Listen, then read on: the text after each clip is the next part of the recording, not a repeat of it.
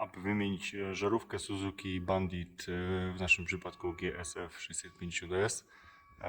Nie będziemy zdejmować klosza. Tu z tyłu nie ma żadnych śrubek, nakrętek, cokolwiek, żeby wymontować klosz.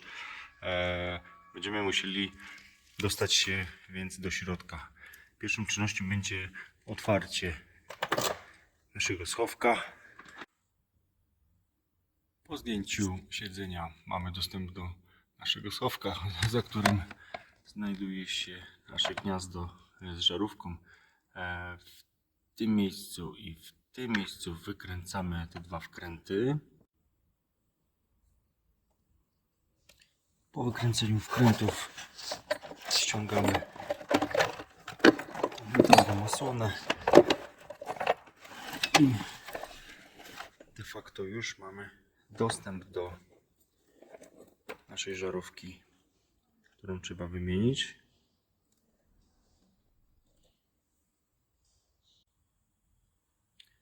A tu do naszej Suzuki potrzebujemy standardowej żarówki P21 12V 5W. Teraz widziałem, że już też są LEDy. Zakładamy ją w taki sposób, jak wcześniej wyciągaliśmy, więc nie ma problemu. Przy powrotnym wkładaniu żarówki z osłoną ważne jest, aby pamiętać o tych wpustach. Ten jest mniejszy na dole, wyższy, większy wypust jest u góry. Tu w naszej obudowie tak samo. Ta część jest większa, więc powinna być u góry, tak jak pokazywałem. Natomiast z tej strony jest mniejszy, czyli powinien być na samym dole. A żarówka oczywiście jest stara, ponieważ była dobra. Generalnie ten film kręcę po to, żeby tylko pokazać, jak wymienić. Niekoniecznie musiałem mieć spaloną żarówkę. Po nasadzeniu oprawki z żarówką, włożeniu tej osłony metalowej, nie jest to czynność trudna. Niemniej, jak ktoś ma niezgrabne ręce, troszeczkę może się pomęczyć.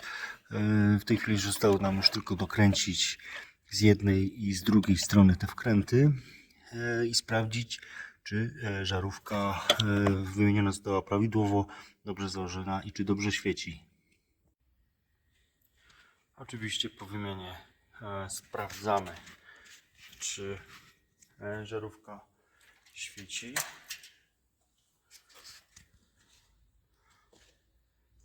Świeci doskonale. Jeszcze sprawdzimy, czy hamulec także świeci. Tak. Prawidłowo osadzona żarówka, prawidłowo skręcona, czyli wszystko dobrze zrobione. Wszystko jest zrobione, oczywiście filmik bez spiny. Nie jestem mechanikiem. Pokazuję tylko jako zwykły użytkownik motocykla. Dziękuję.